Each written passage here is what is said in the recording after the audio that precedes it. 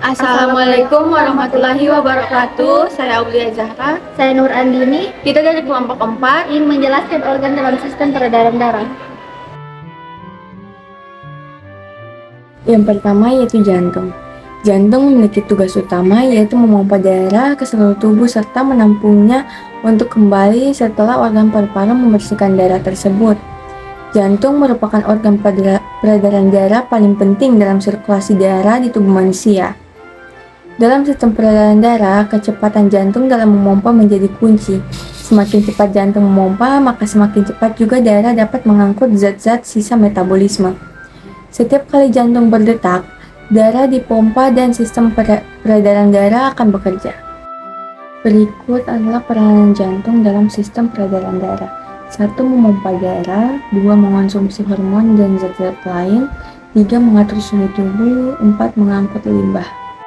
Berikut adalah bagian-bagian jantung yaitu 1. Serambi kanan berfungsi menerima darah kotor dari seluruh tubuh. 2. Serambi kiri berfungsi menerima darah bersih dari paru-paru. 3. Katup berfungsi mencegah bercampurnya darah oksigen dan karbon dioksida. 4. Bilik kanan berfungsi menerima darah kotor dari serambi kanan dan memompanya ke paru-paru untuk dibersihkan. 5. Bilik kiri berfungsi menerima darah bersih dari serambi kiri dan memompanya ke seluruh tubuh. Yang kedua yaitu pembuluh darah. Pembuluh darah bertugas membawa darah ke seluruh tubuh dan sebaliknya. Selain itu, pembuluh darah juga memiliki peran untuk membantu membuang limbah jaringan. Secara garis besar, pembuluh darah manusia itu ada 3 jenis, yaitu pembuluh darah arteri, vena, serta pembuluh darah kapiler. Ketiganya memiliki peranan berbeda pula. Pembuluh darah arteri bertugas untuk membawa darah berisi oksigen keluar dari jantung menuju seluruh jaringan dan organ tubuh. Dalam menjalankan fungsinya ini, pembuluh arteri dibantu oleh kapiler. Kapiler adalah pembuluh darah kecil antara arteri dan vena yang mendistribusikan darah kaya oksigen ke seluruh tubuh.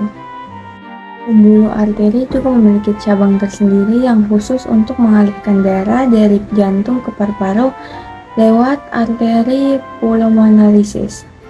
Sebaliknya, pembuluh vena bertugas membawa darah dari seluruh jaringan dan organ tubuh untuk dikembalikan ke jantung.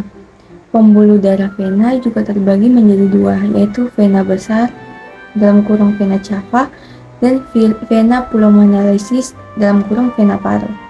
Pembuluh vena besar bertugas membawa darah kotor dari seluruh tubuh ke paru-paru untuk ditukar dengan oksigen lewat proses pernapasan. Setelah itu, darah yang sudah diperkaya oleh oksigen tadi akan mengalir ke paru-paru menuju jantung melalui pembuluh vena pulmonalis. Dan yang ketiga, darah. Darah adalah komponen dalam sistem kardiovaskular manusia.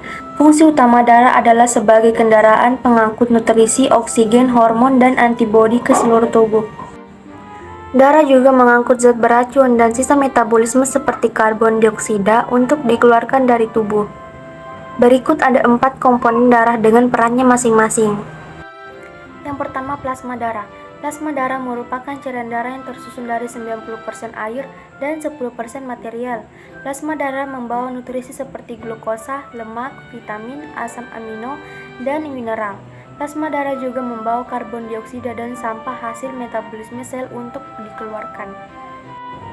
Yang kedua, sel darah merah. Sel darah merah eritrosit mengandung hemoglobin, yaitu protein yang membawa oksigen. Darah akan berwarna merah cerah saat hemoglobin mengambil oksigen di paru-paru. Seiring aliran darah, hemoglobin akan melepaskan oksigen ke seluruh bagian tubuh. Yang ketiga, sel darah putih. Sel darah putih leukosit adalah bagian penting dari sistem kekebalan tubuh. Perannya adalah untuk membuat antibodi yang mengenali dan melawan benda asing penyakit seperti virus dan bakteri. Dan yang terakhir, trombosit. Trombosit adalah sel yang berbentuk oval kecil yang membantu proses pembekuan darah. Trombosit juga bekerja sama dengan protein untuk mengontrol perdarahan. Sel darah dapat mati dan digantikan dengan yang baru oleh sumsum tulang. Sel darah merah umumnya hidup sekitar 120 hari dan trombosit hidup sekitar 9 hari.